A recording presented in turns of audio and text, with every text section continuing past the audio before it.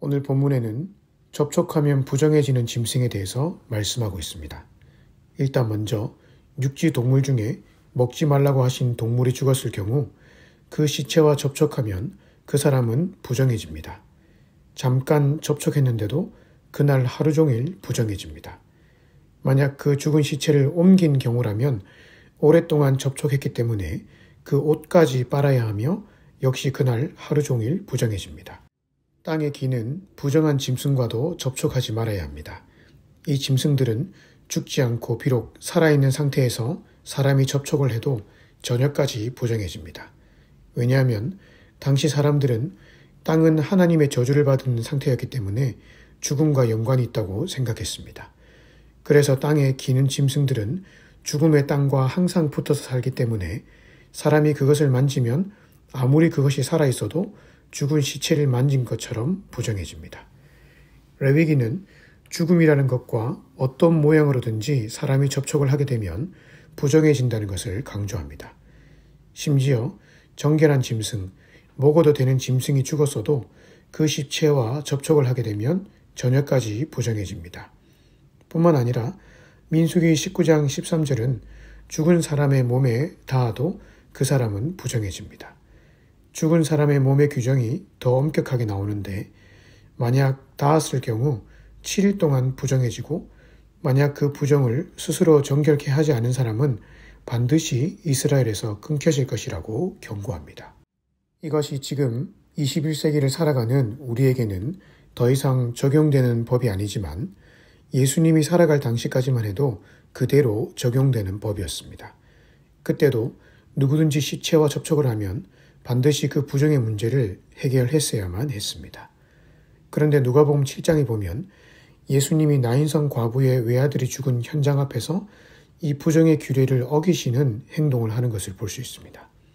누가복음 7장에 보면 예수님이 제자들과 더불어 나인성에 들어가셨고 그때 마침 반대편에서 과부의 죽은 외아들의 시체를 상해에 메고 나오는 행렬을 만났습니다. 멀리서 만났기 때문에 이 부정의 규례에 따르면 당연히 예수님의 일행은 그것을 피해서 다른 곳으로 가야 했습니다. 하지만 예수님은 일부러 그 행렬을 만나러 가까이 가셨습니다. 그 이후 누가복음 7장 14절은 충격적인 장면을 소개합니다. 예수께서 가까이 가서 그 관에 손을 대시니 맨 자들이 서는지라. 예수님이 관에 손을 댄 행동은 그 상해를 메고 가던 자들이 놀라서 행렬을 멈출 정도로 이상한 행동이었습니다. 왜냐하면 오늘 본문에 따르면 시체에 접촉하면 그 부정이 접촉한 그 사람에게로 그대로 전이가 되기 때문입니다. 그래서 그 만진 사람은 그 부정의 문제를 반드시 해결해야 하기 때문에 정상적인 경우라면 굳이 애써 일부러 그 관을 만질 이유가 없었던 것입니다. 그리고 예수님은 말씀 한마디로도 죽은 자를 살릴 수 있는 능력이 충분히 있는 분이셨던 것이죠. 예수님이 왜 이런 행동을 하셨을까요? 레위기의 규례를 몰라서 그러셨을까요? 아닙니다. 예수님은 살아있는 말씀 그 자체이시며 그 규례를 직접 만든 분이셨습니다. 그렇다면 왜 관에 손을 대셨을까요?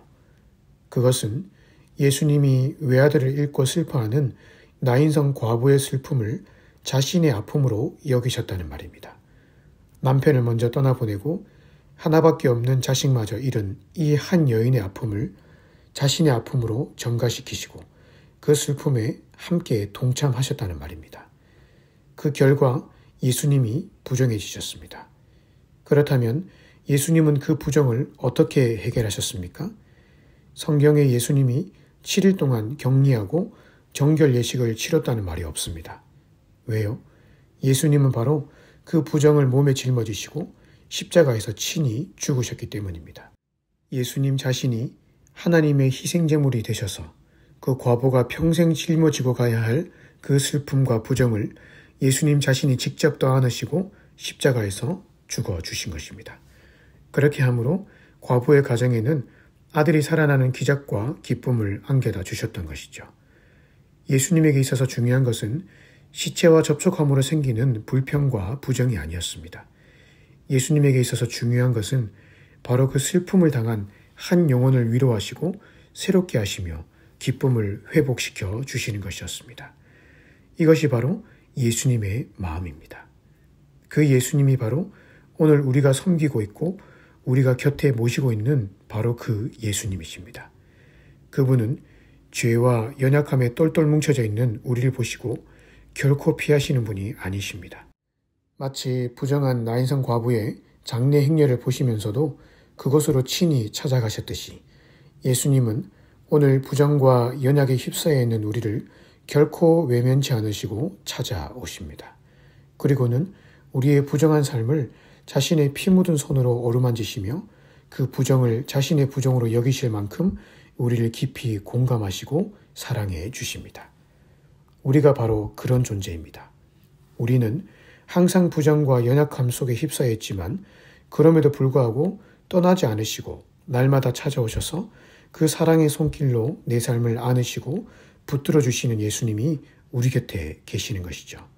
나라는 존재는 죄인을 사랑하시고 실수와 연약함에도 불구하고 끝까지 내 삶을 붙들고 계시는 예수님으로부터 사랑받고 보호받고 있는 존재입니다.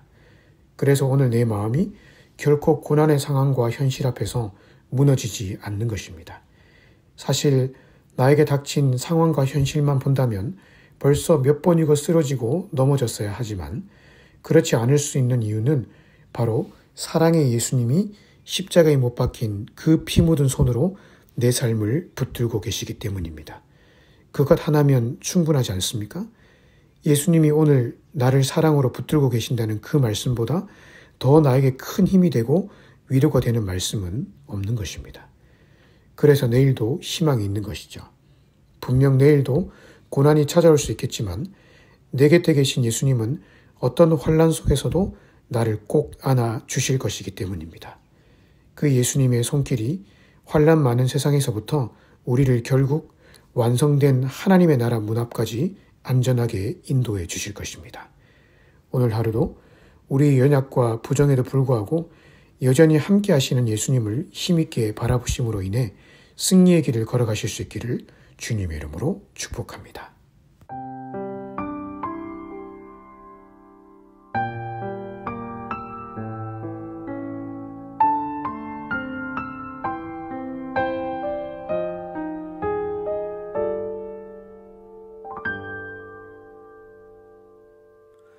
무엇이 변치 않아 내 소망이 되며 무엇이 한결같아 내 삶을 품으리 그 누가 날 만족해 해 내 영이 쉬며 그 누굴 기다려 내 영이 기쁘리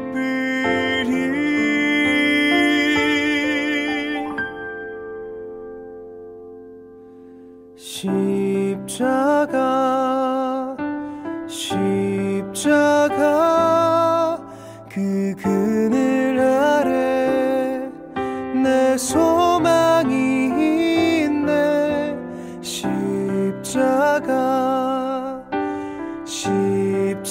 십자가 그 그늘 아래 내 생명이 있네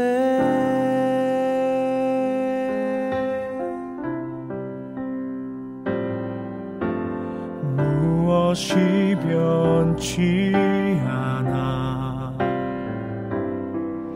내 소망이 되며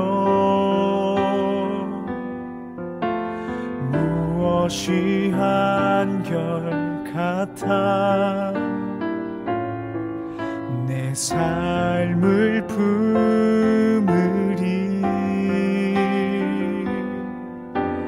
그 누가 만족해